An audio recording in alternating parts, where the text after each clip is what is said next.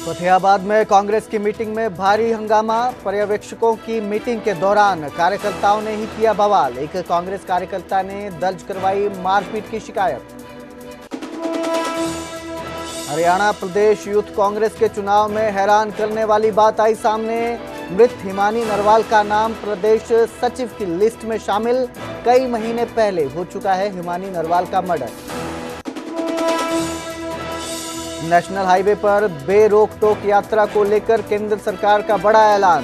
सरकार जल्द जारी करेगी 3000 वाला फास्टैग पास। 1 साल या 200 यात्राओं के लिए वैध होगा पास। पंचकुला में सरपंच बनाने की खुशी, फायरिंग करना पड़ा महंगा। पिंजौल थाने में मामला दर्ज, पुलिस कर रही जांच। रोहतक में आपसी कहासुनी के दौरान चाकूबाजी हमले में गोदाम मालिक मयंक हुआ घायल। सिविल अस्पताल में मयंक को करवाया गया दाखिल। फतेहाबाद में शिव मंदिर में चोरी, चोरों की करतूत सीसीटीवी में कैद। पुलिस ने एक आरोपी को किया गिरफ्तार। कमल कौर भाभी की पोस्टमार्टम रिपोर्ट से हुआ खुलासा, गला घोंटने से हुई कमल कौर की मौत। बिसरा रिपोर्ट से यौन उत्पीड़न की मिलेगी जानकारी। कमल कौर भाभी हत्याकांड में भटिंडा कोर्ट ने 2 आरोपियों को न्यायिक हिरासत में भेजा। निहंग जसप्रीत सिंह और निमरतजीत सिंह की कोर्ट में हुई पेशी। पुलिस ने आगे का रिमांड नहीं मांगा। ऑपरेशन सिंदूर पर पीएम मोदी की डोनाल्ड ट्रंप से बातचीत। पाकिस्तान के साथ संघर्ष विराम पर पीएम मोदी की 2 टूक। कहा किसी की मध्यस्थता स्वीकार्य नहीं। पाकिस्तान के अनुरोध पर हुआ संघर्ष विराम।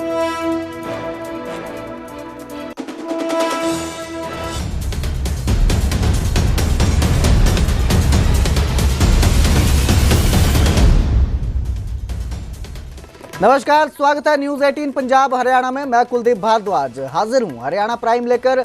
बुलेटिन की शुरुआत करेंगे फतेहाबाद से, जहां पर कांग्रेस की मीटिंग में भारी हंगामा देखने को मिला। पर्यवेक्षकों की मीटिंग के दौरान खूब बवाल मचा। अलग अलग गुटों के कार्यकर्ताओं ने जमकर बवाल काटा। कांग्रेस के हरपाल बुडानिया का आरोप है कि पार्टी के कार्यकर्ताओं ने मारपीट भी की। हरपाल बुडानिया ने पुलिस में शिकायत दर्ज करवाई। जिस गुटबाजी को लेकर पार्टी अक्सर शिकायत करती रहती है, जिस गुटबाजी के चलते पार्टी को बार बार चुनाव में हार का सामना करना पड़ा, वही गुटबाजी पार्टी में एक बार फिर देखने को मिली है। ये गुटबाजी पर्यवेक्षकों की मीटिंग के दौरान नजर आई, जहां अलग अलग गुट के कार्यकर्ताओं ने भारी हंगामा किया, जमकर बवाल मचाया, धक्का मुक्की हुई और आरोप मारपीट तक के ही। विवाद बढ़ता गया, झगड़ा बढ़ता गया और मामला मारपीट तक, धक्का मुक्की तक पहुंच गया। ये आरोप लगाए जा रहे हैं।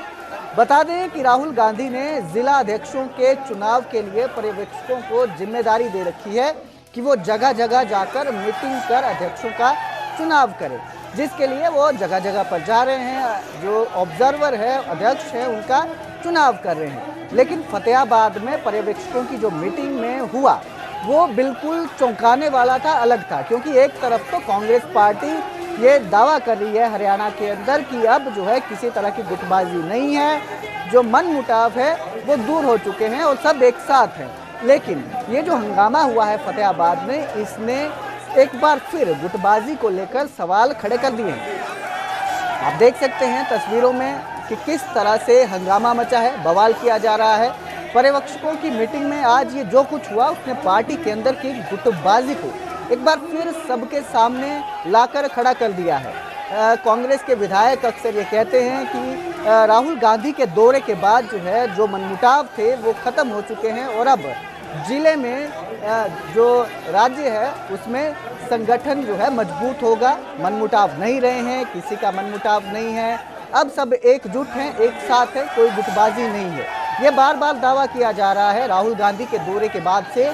लेकिन जो कुछ इस बैठक में देखने को मिला, उससे ये गुटबाजी एक बार फिर निकलकर सामने आ गई और सवाल उठ खड़ा हुआ कि क्यों कांग्रेस में गुटबाजी खत्म नहीं हो रही है। हरियाणा कांग्रेस में जो ये मनमुटाव की बात है, जो कही जा रही है कि अब कोई मनमुटाव नहीं है, सब साफ हो चुका है, सब एकजुट है, ये सिर्फ कहने की ही बात दिखाई दे रही है, क्योंकि असल में जो हंगामा मचा है, जो बवाल हुआ है, वो बेहद हैरान करने वाला है। एक बार फिर ये गुटबाजी सामने आ गई है कि जो कह रहे हैं कि सब पार्टी के अंदर सामान्य है, सब कुछ सही है, वो सिर्फ कहने की बात भर रह गया है। हंगामा वैसे ही जारी है। लड़ाई झगड़ा वहाँ तो नहीं हुआ, यहाँ आके समय इसके कन्नड़ी के थे 3-4 लड़के, और जिसमें एक परमवीर के साथ सिक्योरिटी वाला रहता है वो भी था, जिसमें मेरा गला भी पकड़ा। अच्छा, मार तो थाने में शिकायत देंगे आप? हाँ, थाने में शिकायत देंगे। ऑब्जर्वर के सामने रखिए आपने का उसमें था वो, और 3-4 कन्नड़ी के हैं, नाम नहीं है मेरे को अभी मालूम, मैं सामने उनके वैसे जानता हूँ। तो ऑब्जर्वर के सामने भी रखोगे बात, जो या ऑब्जर्वर आए हुए हैं? हाँ, ऑब्जर्वर के सामने भी रखूँगा मैं, तो अभी खड़े हूँ। FIR मैंने करी थी, 100 नंबर में कॉल करी थी, FIR करूँगा। किस बात को लेकर ऊपर तक जाऊँ? समझा नहीं, ये तो पूरे गुंडे पाल रखे ना, पार्टी को ऊपर उठान ही नहीं होने देते। कांग्रेस का जो कोई गरीब वर्कर है, कोई और वर्कर है, किसी का भी नहीं आने देते नंबर, ये आने देते, बराले से मिल रहे हैं, बताओ। और ये सारा टुहाना जानता है, पूरा हरियाणा जानता है। बराले को पिछली बार शुरू में जिताने वाला परमवीर था। इसमें मारपीट में जो सच्चाई बोलेगा उसकी मारपीट होगी। ये क्या है कि टुहाना गुलाम कर रखा है इन्होंने, जो ये हरपाल सिंह की फैमिली है, इन्होंने गुलाम कर रखा है, और कुछ ही इनके चंद गुलाम हैं जो कन्नड़ी के हैं ज़्यादा। और उन्होंने आज मेरे पास हाथ भी उठाया, उनके नाम भी मैं बाइज्जत वो करता हूँ, और मैं सच्चाई बोलूँगा तो मेरे को बिठा रहे हैं। किस बात को लेकर लड़ाई हुई बताएंगे एक बार? लड़ाई ये हुई जी, इस बात के लिए हुई लड़ाई कि भाई मैंने, हमारा प्रोग्राम था, मैंने सच्चाई बोली। मैंने कहा भाई पिछली बार क्या हुआ था, बराला को परमवीर ने खुल के सपोर्ट करी। इस बात में सारा टुहाना जानता है, सारा हरियाणा। अब की बार बराला ने खुल के परमवीर की सपोर्ट करी, तो ये तो मिले हुए दोनों आपस में। यही बात तो मैंने बोली थी कि भाई इन्होंने आपस में मिलके और यही राज करेंगे, बाकी का तो किसी का नंबर ही नहीं आना। और अब की बार बराला जिताने वाला था परमवीर को, जो 3 बार से जमान जब्त हो गई थी। जिला अध्यक्ष में किसके नाम का समर्थन करते हैं आप जैसे आदमी? जिला अध्यक्ष क्या करेगा, पार्टी खत्म है इस हिसाब से। अगर इनकी चाली तो किसा जिला अध्यक्ष है? कांग्रेस पार्टी बिल्कुल खत्म हो जाएगी। हाईकमान से क्या कहेंगे आप? हाईकमान से ये कहूँगा, जिन्होंने ये गुंडे सब है ना, पुराने पापी है, इनको निकालो बाहर, और नए नए आदमियों को नंबर दो, युवाओं को नंबर दो, जो आगे उछाल करेंगे। आगे बढ़ेंगे, अब बात करेंगे केंद्र सरकार के बड़े ऐलान की। NH पर निर्बाध यात्रा करने को लेकर बड़ा ऐलान किया गया है। सरकार ने जल्दी ही 3000 वाला फास्टैग पास जारी करने का ऐलान किया है। 15 अगस्त से 3000 वाला पास जो है वो जारी किया जाएगा फास्टैग का। अगर आप यात्रा करते हैं तो गाड़ी में फास्टैग का जो है एक स्टिकर लगता है, जिस पर अब पास मिलेगा 3000 रुपये का। 1 साल या 200 यात्राओं के लिए ये पास जो है वो वैध रहेगा। इससे जो होगा, आपका जो टोल कटता है वो अकाउंट से पैसे कट जाएंगे, तो यात्राओं के लिए ये पास वैध होगा। ये उन लोगों के लिए ज़्यादा फायदेमंद बताया जा रहा है जो अपने एरिया से बाहर जाकर जाते हैं, अक्सर जाते रहते हैं, और वो टोल से उन्हें गुजरना पड़ता है। तो केवल गैर व्यावसायिक वाहनों के लिए ही ये जो पास है ये जारी रहेगा। ऐलान किया जाएगा, इसका ऐलान किया गया है। पास के लिए राजमार्ग यात्रा ऐप पर लिंक दिया जाएगा, जहां से आप ये पास जो है ले सकते हैं। तो NHAI या MORTH की वेबसाइट पर जाकर आपको लिंक मिलेगा। राष्ट्रीय सड़क और राजमार्ग मंत्रालय के मुताबिक ये नीति 60 किलोमीटर के दायरे में स्थित टोल प्लाजाओं को लेकर लंबे समय से चली आ रहे कॉन्सर्न्स का समाधान करेगी। साथ ही सुलभ लेन देन के माध्यम से टोल भुगतान को सहज बनाएगी। करनाल के बस्ताड़ा टोल प्लाजा से जानकारी दे रहे हैं हमारे संवाददाता हिमांशु नारंग।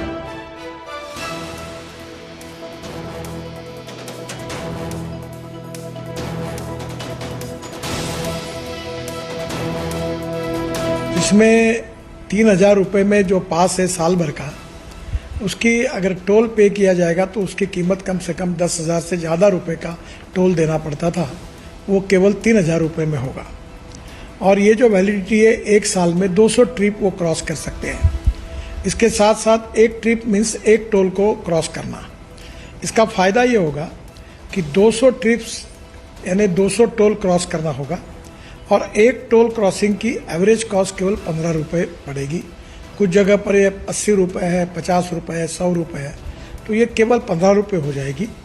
और मान लीजिए एक टोल पर आप 50 रुपये भी देते हो तो 200 टोल क्रॉस करने पर उसकी कीमत 10,000 होगी।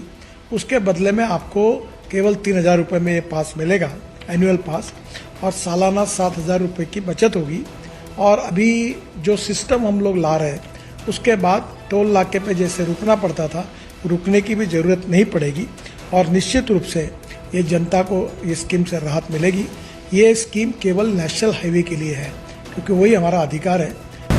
रोड ट्रांसपोर्ट और हाईवे मिनिस्टर नितिन गडकरी की तरफ से एक पहल की गई है। ये पहल राष्ट्रीय राजमार्गों और स्टेट हाईवे पर जाने वाले उन तमाम वाहनों के लिए है जो टोल प्लाजा से गुजरते हैं। जी हाँ, अब महज 3,000 रुपये का एक फास्टैग का पास बन जाएगा और ये पास 1 साल के लिए वैलिड रहने वाला है या फिर 200 यात्राओं के लिए वैलिड रहेगा। जो भी पहले कंप्लीट हो जाएगी, इसका सीधा फायदा आम पब्लिक को होगा। आप देश में कहीं पर भी जाएं, अगर वहां पर टोल प्लाजा आता है, फास्टैग का जो पास है वो वैलिड रहने वाला है और आम पब्लिक उसका लाभ उठाती हुई नजर आएगी। ये जो ऐतिहासिक पहल है वो 15 अगस्त 2025 से इसकी शुरुआत होगी।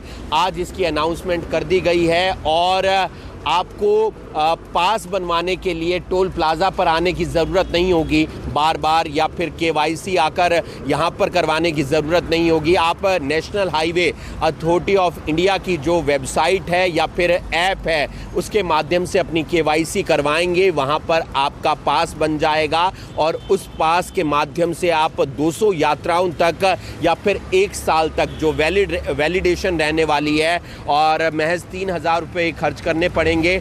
इससे टाइम की बहुत बचत होगी। अक्सर हम टोल प्लाजा पर वाद विवाद देखते हैं, वो वाद विवाद नहीं होगा, पैसे की बचत होगी और आम पब्लिक भी यही चाहती है कि टोल कम लगे। लेकिन इस तरीके का अगर पास बन जाएगा तो उसका सीधा फ़ायदा आम पब्लिक को होगा और आम पब्लिक उसका लाभ उठाती हुई नज़र आएगी। क्योंकि हर साल हम देखते हैं टोल के दाम बढ़ जाते हैं और टोल के जब दाम बढ़ते हैं तो उसका सीधा असर आम आदमी की। अब बात करेंगे रोहतक की, जहां पर युवक पर चाकू से जानलेवा हमला किया गया। पुराना बस स्टैंड के पास गोदाम की ये वारदात है। गोदाम में 2 पार्टनरों के बीच कहासुनी हुई। एक पार्टनर ने दूसरे पर चाकू से हमला कर दिया। चाकू से हमले में गोदाम मालिक मयंक घायल हो गया है। सिविल अस्पताल में उसे भर्ती करवाया गया। सीसीटीवी वीडियो के आधार पर आरोपी की तलाश की जा रही है। ये मामला सामने आया है। युवक पर चाकू से हमला किया गया है, जानलेवा हमला है। एक पार्टनर ने दूसरे पर चाकू से वार किए। पुराना बस स्टैंड के पास गोदाम की ये वारदात है, रोहतक से सामने आई है, जहां पर कहासुनी हुई 2 पार्टनर्स के बीच, जिसके बाद एक पार्टनर ने दूसरे पर चाकू से हमला कर दिया। जो गोदाम मालिक मयंक है ये घायल हो चुका है, सिविल अस्पताल में भर्ती करवाया गया है। पुलिस जो है वो सीसीटीवी के आधार पर आरोपी की तलाश कर रही है।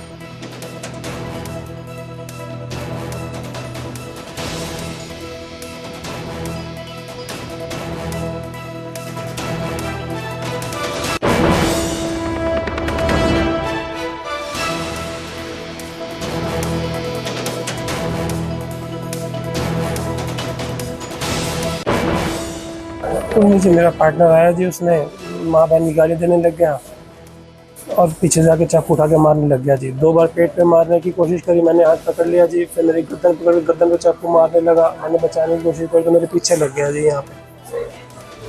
तो अभी कहाँ है? अभी मैं सिविल हॉस्पिटल में आया जी। इमरजेंसी में खुद स्कूटर चला के आया जी, खुद वहाँ से भाग गया, खुद मैं आया जी वहाँ पे सिविल हॉस्पिटल आया हूँ जी। क्या पुलिस ने खबर कर दी आपने? हाँ जी, मैंने इनको बोला है जी, इन्होंने यही कंप्लेंट कर रहे हैं। अब वहाँ से बात जान से मारने की धमकी देता रहा। इसके मारने में बेसबैट उठा लिया, चाकू हाथ से ले लिया तो बेसबैट लेके मारने लग गया। लड़के ने पकड़ लिया। फिर उसके बाद जान से मार दूंगा क्या कहते हुआ, तो जान से मारूंगा कहते हुआ 5 बार 6 बार करके चला गया। आप क्या चाहते हैं? तो मैं अपना इंसाफ चाहता हूँ जी, मेरे साथ जो गलत किया जी उसको सजा मिले।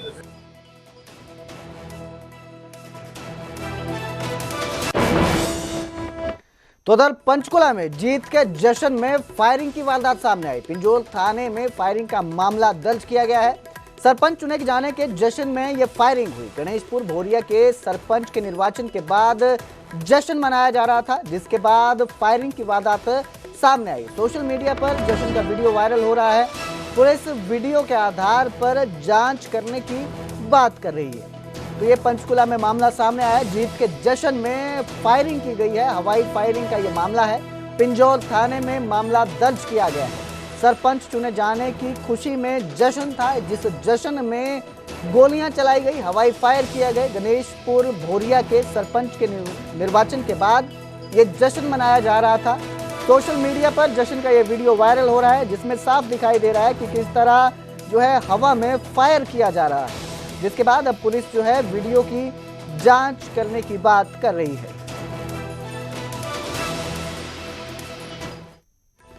सोनीपत में घर से लाखों की चोरी की वारदात सामने आई। लाखों का सोना और 1.25 लाख नकदी जो है वो चोरी हो गई। खाटू श्याम के दर्शन के लिए पूरा परिवार गया था।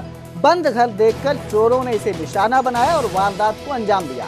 सीसीटीवी में कुर्ते पजामे में 2 चोर दिख रहे हैं। सोनीपत पुलिस पूरे मामले की जांच में जुटी हुई है। घर के बाहर लगे सीसीटीवी फुटेज में 2 कुर्ते पजामे में आए चोर दिखाई दे रहे हैं। आप उन शातिर चोरों की करतूत देखिए। तस्वीरों में साफ तौर पर देख सकते हैं कि कैसे 2 चोर एक मकान की दीवार फांद कर घुस रहे हैं। इन चोरों में पुलिस का खौफ लगभग खत्म हो चुका है। चोरों ने चौहान कॉलोनी में बंद मकान में चोरी की वारदात को अंजाम दिया। पूरा परिवार जो था वो खाटू श्याम के दर्शन के लिए गया था। घर बंद पड़ा था, जिसके बाद चोरों ने इसका फायदा उठाया और घर को निशाना बनाकर लाखों की चोरी को अंजाम दिया।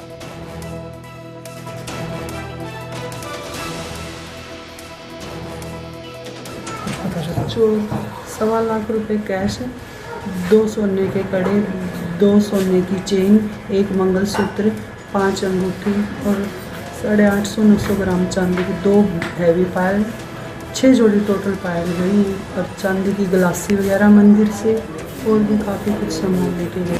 महिला ने आकर घर पर चेक किया तो उसकी अलमारी का ताला तोड़कर किसी ने 1,25,000 रुपये कैश व सोने व चांदी के गहने चोरी कर लिए थे। शिकायत पर पुलिस ने तुरंत मामला दर्ज कर छानबीन शुरू कर दी। तो चोर जो हैं वो भगवान को भी नहीं बख्श रहे हैं। फतेहाबाद में चोरों ने मंदिर में वारदात को अंजाम दिया। शिव मंदिर से चोरों ने दान पात्र चुरा लिया। फतेहाबाद के शिव मंदिर में जो है ये चोरी की वारदात सामने आई है। तो शिव चौक स्थित शिव मंदिर से चोरों ने दान पात्र चुराया है। सीसीटीवी में पूरी वारदात कैद है। बाइक पर 2 चोर चंद ही मिनटों में दान पेटी लेकर वहां से रफू चक्कर हो गए। पुलिस ने सीसीटीवी फुटेज खंगालते हुए कुछ ही घंटों में एक युवक को काबू कर लिया है, जबकि दूसरे की तलाश की जा रही है। तो ये जो चोर हैं अब भगवान के घर को भी नहीं बख्श रहे हैं। चोरों ने शिव मंदिर को निशाना बनाया और दान पेटी उठाकर मौके से रफू चक्कर हो गए। हालांकि कुछ ही घंटों में पुलिस ने एक युवक को काबू कर लिया है, वहीं दूसरे की तलाश जारी है।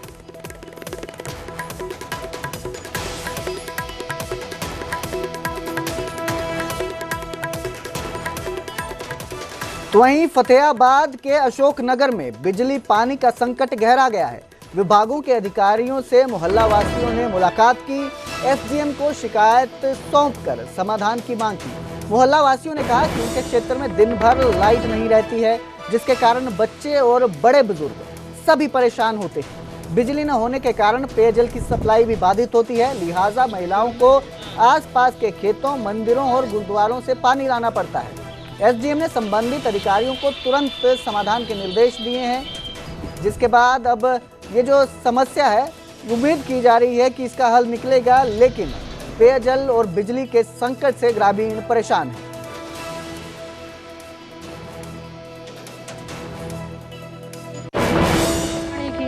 जब पानी आता है तो लाइट नहीं है, लाइट है तो पानी नहीं, पूरी रात लाइट हमारे को लेने जाना पड़ता है। हाँ, दूर दूर से पीने का पानी ले, छोटे छोटे बच्चे रोते हैं। लाइट कब से समस्या आ रही है? 3-4 दिन से तो हार बिल्कुल ही नहीं टिक रही है। काल की रात की दोनों टाइम हाँ, पूरी रात लाइट है, सब बंद, दूध दाद सब खत्म, खराब हो जाते हैं। फ्रिज नहीं चलता, कोई नहीं पानी ऐसी कितने पीने का पानी भी दूर से लाना पड़ता है। लगातार पानी 40 मिनट के लिए हमारी 6, 7, 8 गलियों में 2 घंटे पानी आता है। एक टाइम 24 घंटे में सप्लाई आती है, लेकिन जिस टाइम सप्लाई आती है उस टाइम बिल्कुल भी लाइट का कट होता है और 40 मिनट के लिए पानी की जो सप्लाई आती है लोग पानी नहीं भर पाते और पानी लेने के लिए मंदिर में घड़े उठा के लेडीज़ को पहुंचाना पड़ता है सिर्फ पीने के पानी के लिए। अभी आपकी समस्या मुख्य बिजली की है? बिजली, पानी और सीवर की समस्या है। तो किससे मिलने के लिए आए? हम उपायुक्त महोदया से मिलने के लिए आए हैं अपनी बात को रखने के लिए।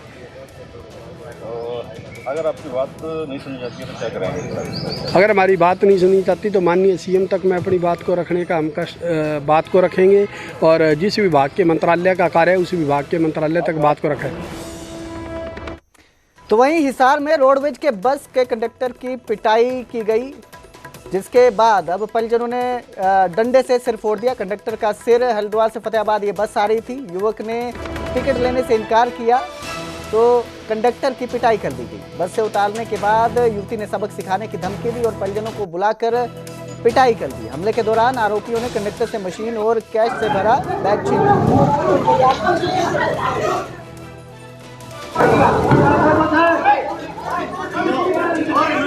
लिया।